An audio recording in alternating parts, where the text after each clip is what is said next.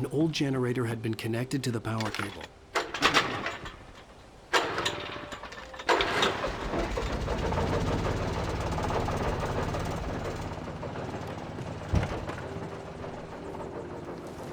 The lights are on! Good work, honey.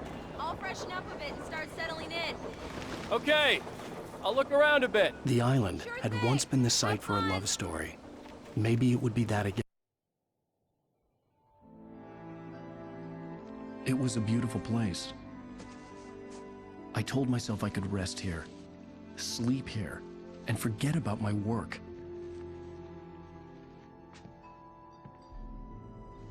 I thought we could be happy here.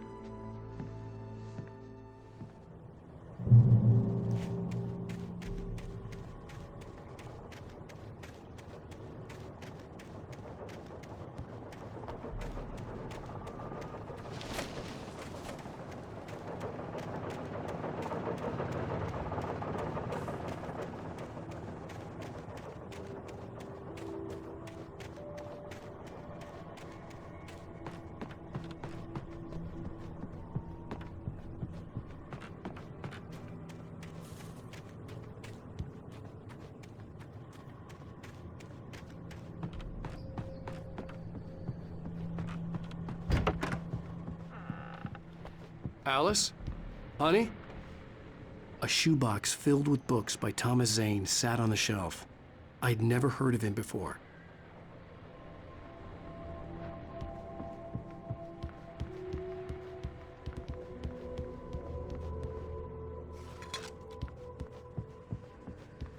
Alan, I'm upstairs. I have a surprise for you.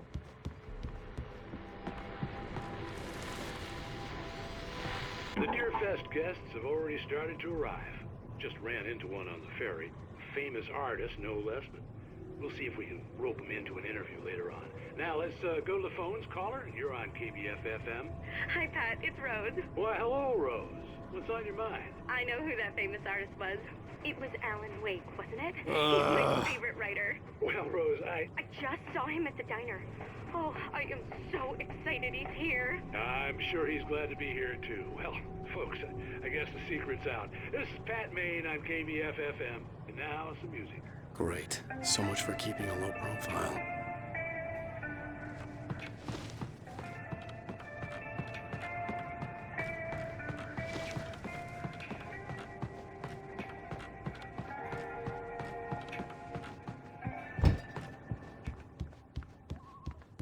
Alan, come here, Slowpoke. I'm waiting. Well, hello there. I'm not the surprise. It's in the study. Go take a look. Okay.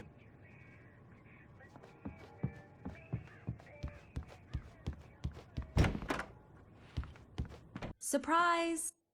Alice? What is this? I guess I have a small confession to make. I thought maybe you could write here that a change of scenery would get you past... Damn it, Alice. Everyone Hey, just hear me out. There's a local doctor, Dr. Hartman. I read a book of his. He has a private clinic here. He specializes in helping artists. So now you want to get me committed? No, it's not like that. That's not... Alan? Alan? Just don't! I don't want to hear it. God damn it, Alice! God damn it! I knew she wouldn't follow me in the dark. I needed some time alone to think things through.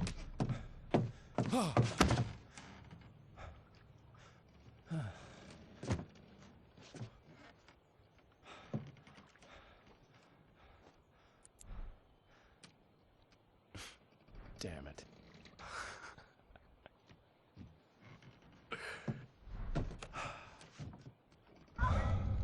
Alice? Alice? Alice! The cabin had gone dark. All the lights were out. Alan! Alan! Where are you? Help! Alice, I'm coming! Don't run! I'm coming! What the hell? Help me!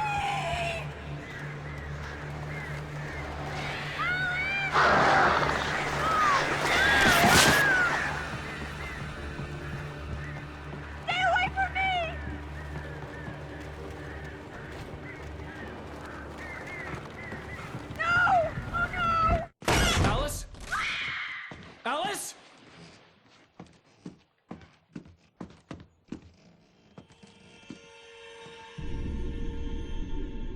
Oh no!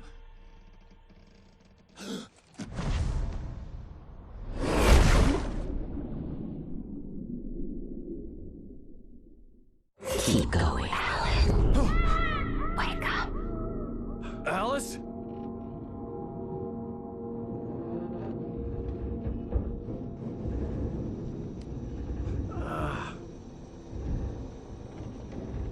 Waking up in the crashed car felt like I had woken from one nightmare and entered another.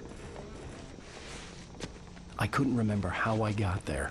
All I knew was that something terrible had happened to Alice. The phone was dead. I'd have to find help on foot.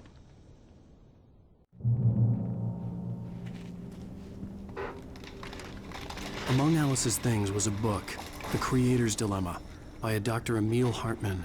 Seeing the book brought back my fight with Alice. I didn't like it, and I didn't like the guy's smug face on the cover either. The gas station was my best bet. They'd have a phone I could use. It looked like a long hike through the forest to get there.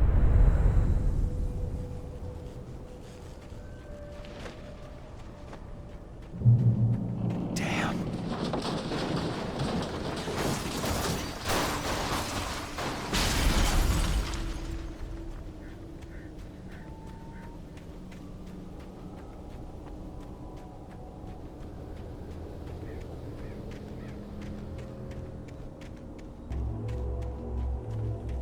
Hello?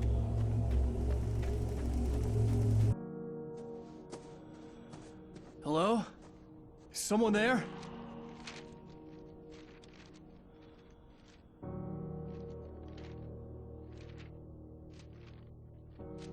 The loose sheets of paper were pages from a manuscript entitled Departure. That was the name I planned to use for the next novel I had never gotten started. I was named the author. I hadn't written it. I couldn't remember writing it. In the scene on the page, the hero was attacked by an axe murderer in the woods at night.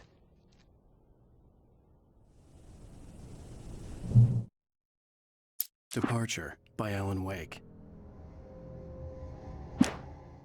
The man turned to face me. His face was covered in shadow.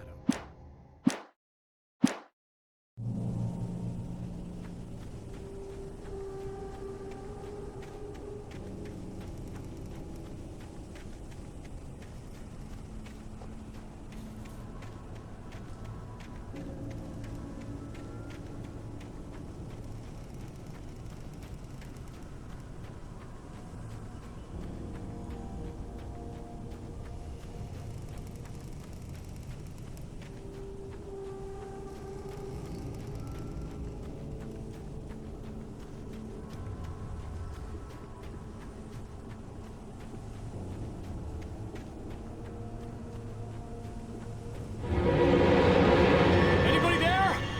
Please! I've been in an accident!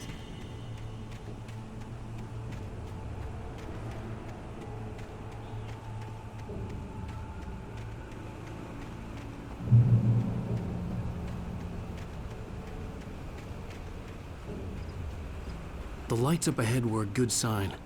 Maybe I wouldn't have to hike all the way down to the gas station to find a phone.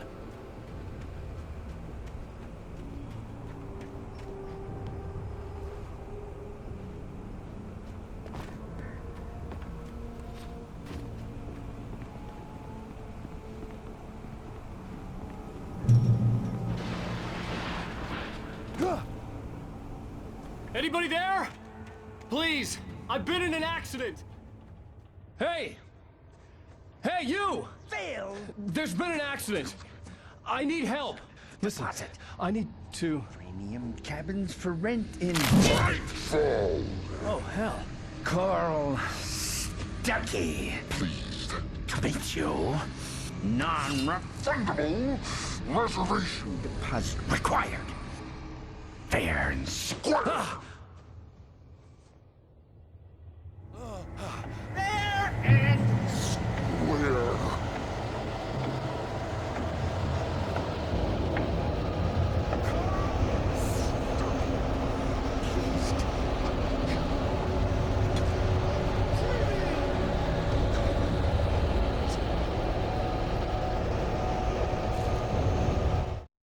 The Taken stood before me. It was impossible to focus on it, as if it stood in a blind spot caused by a brain tumor and eye disease. It was bleeding shadows like ink underwater, like a cloud of blood from a shark bite. I was terrified. I squeezed the flashlight like my life depended on it, willing it to stop coming any closer. Suddenly something gave, and the light seemed to shine brighter.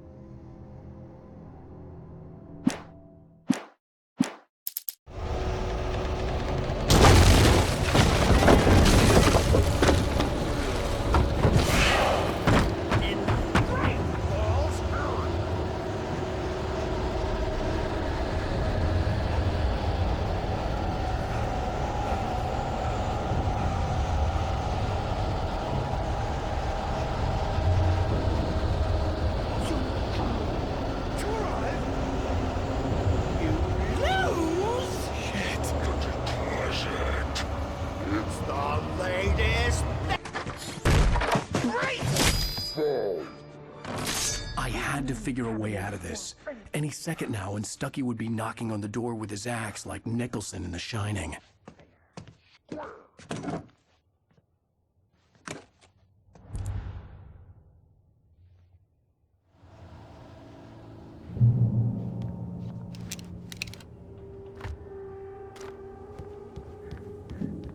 During your trying it's Yes. the latest. Bright Falls Sheriff Station. How may I... Hello? Hello? Roman, let you kill. This is bad.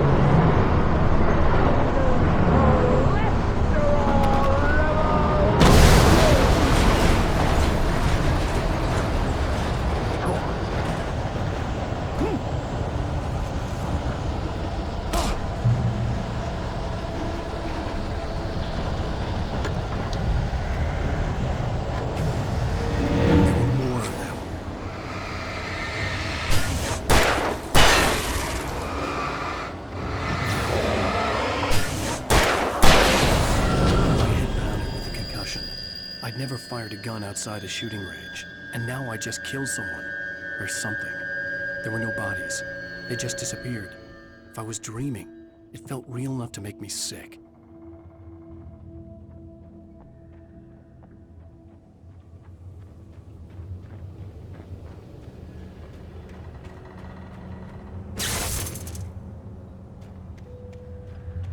The dark forest was the last place I wanted to go, but I had no choice. I had to get to the gas station.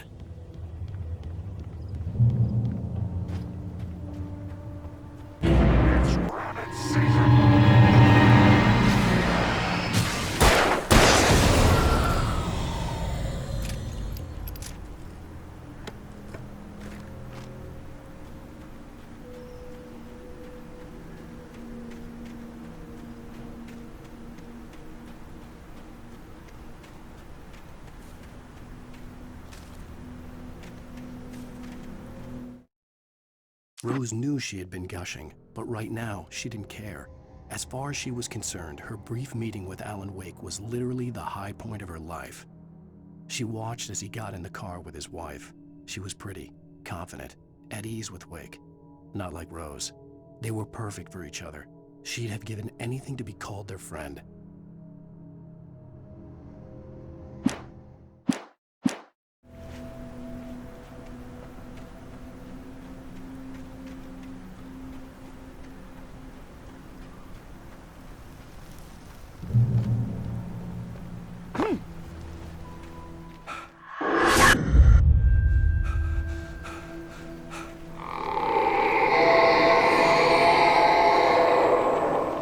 What the hell was that?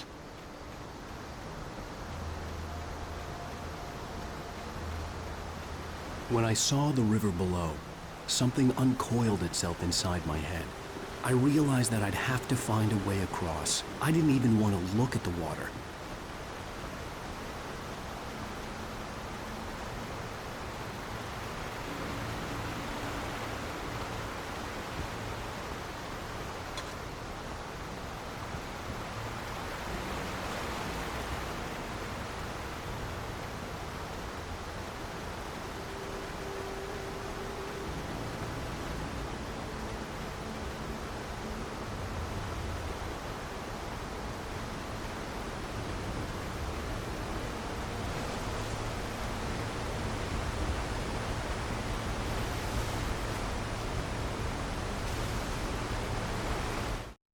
Barry Wheeler was bouncing off the walls. He jumped on a plane after his calls were ignored by both Al and Alice for several days. It could mean that they were both on a second honeymoon, but Barry didn't buy it. Al had been way too unstable for that, not sleeping, messed up. Barry had years of experience dealing with Alan Wake, and he couldn't ignore it. Something was wrong.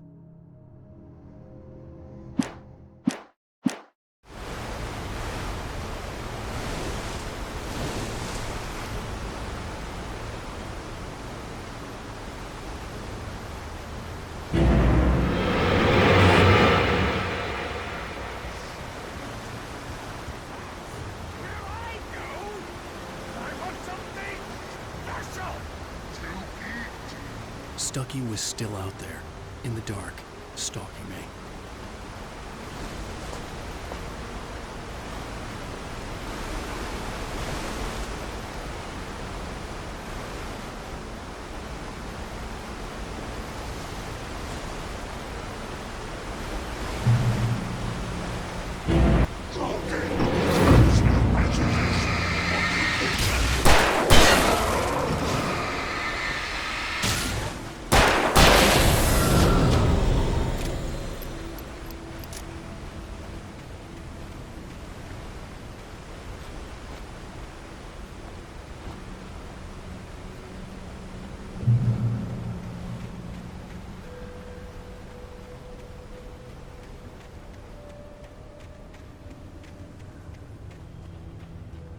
The staircase was broken.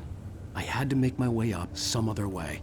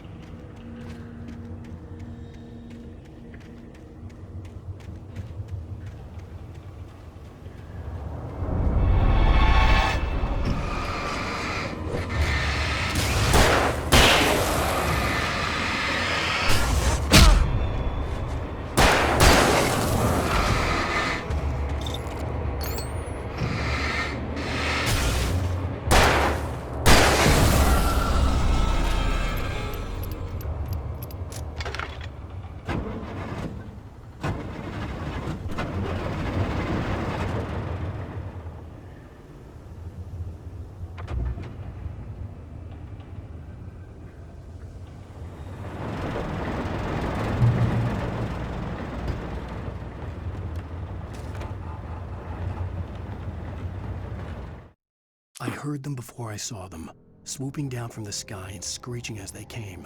I spun around just as the cloud was upon me. For an instant, I stared into 100 dead eyes, black pearls glittering in the darkness. I raised the flashlight and the swarm exploded like fireworks. Feathers burned, turned into ash. I couldn't hear my scream above theirs.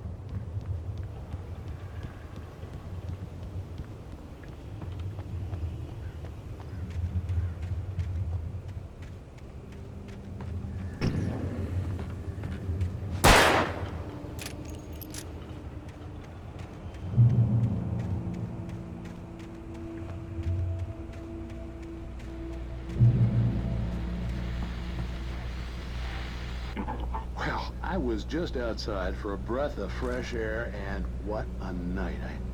I know most of you are probably in your beds by now, but if you're still up and around, take a moment. Step outside for a spell and breathe in deep.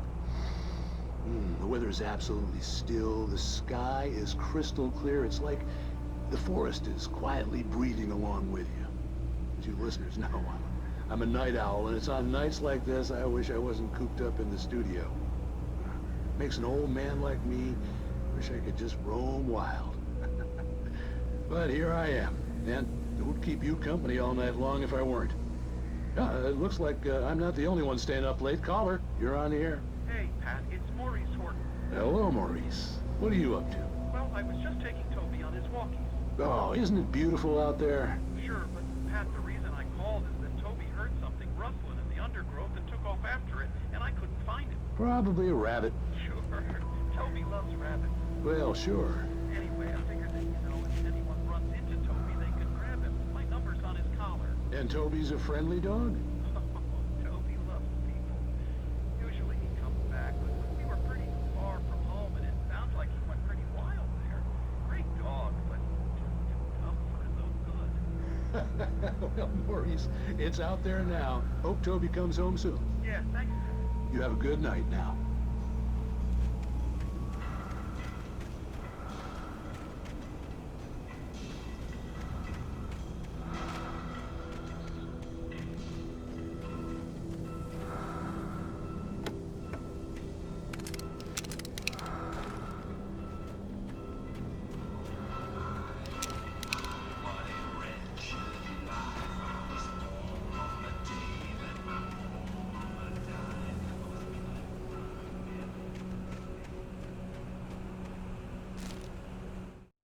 At first, I kept finding the pages as if by accident. The book I couldn't remember was either a terrible and true prophecy or an act of creation that had rewritten the world. I began to hunt the pages feverishly, for they held the answer to the mystery. With it, I could save myself. With it, I could save Alice.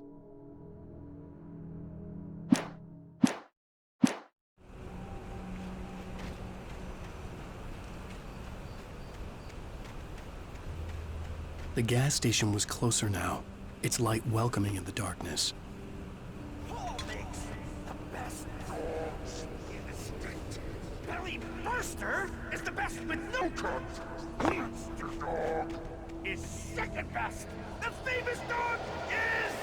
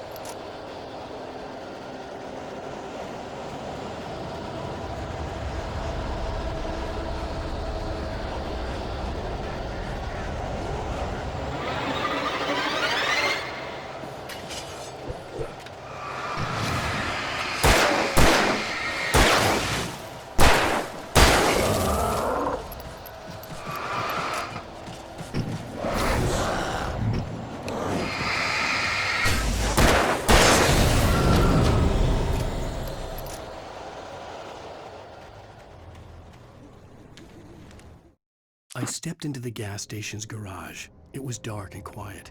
The place was a mess. It looked like someone trashed the place or that there'd been some kind of fight. Light spilled into the room through an open door at the back, and I made my way toward it.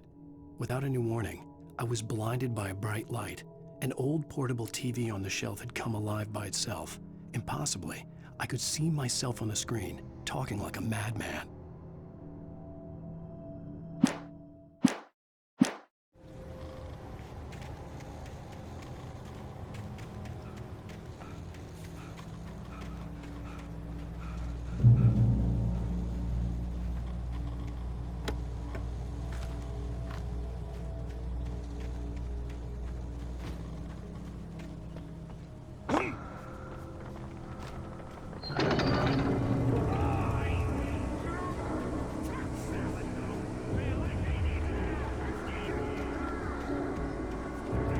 Eerie hand-painted graffiti was revealed by my flashlight. Someone had hidden a chest of supplies near it.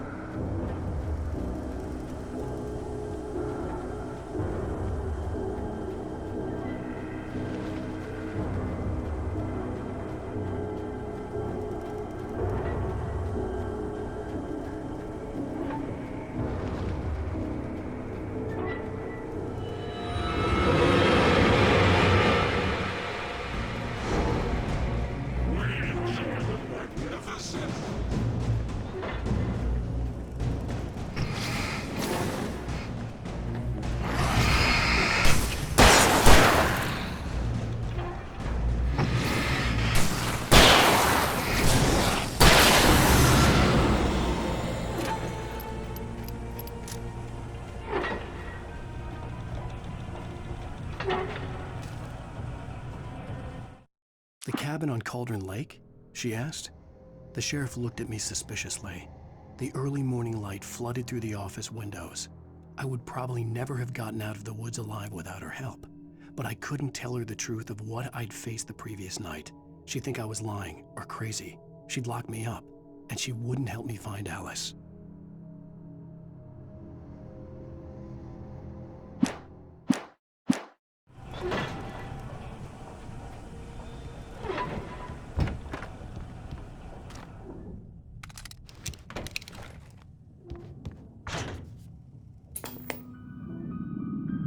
Science. It bestows immortality on those who advance it to elevate all of mankind. Newton, Einstein, Sagan, princes among men. But the price for such a legacy is steep indeed. In Night Springs. Tonight's episode, a quantum suicide. If our lives are already written, it would take a courageous man to change the script. Having called a press conference, Dr. Barclay Colvin is about to demonstrate that very courage. Ladies and gentlemen of the press, I am Dr. Barclay Colvin, and I'm glad so many of you could join me here at the Moorcock Institute. Tonight, I'm going to give a practical demonstration of the many worlds interpretation. As you can see, this is a loaded 9mm pistol. It shall be part of a thought experiment. And now, a real experiment, known as a quantum suicide. Did he say suicide? Is that a real gun? He's kidding, right? Please, stay calm. There is no risk. Observe what occurs when I place the weapon against my own forehead. Now, you might think this round is merely a dud. Not so. Observe the flower pot. And yet, I myself cannot be harmed with this gun. With each pull of the trigger, two new realities branch off. One in which the weapon didn't fire, and one where it did. With my machine here, I have ensured that this reality is always the former. I have bestowed upon myself quantum immortality.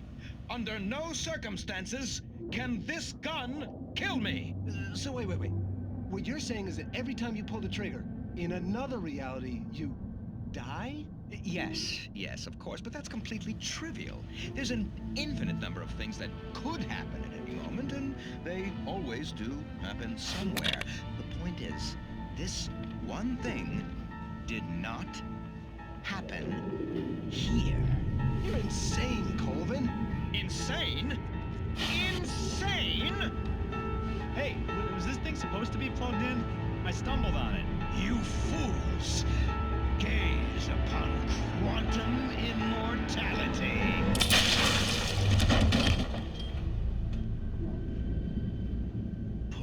Poor Dr. Colvin, felled by his own hubris or the ignorance of the masses. Perhaps he should have left the crate unopened, the decaying atom unobserved. Curiosity often kills the cat.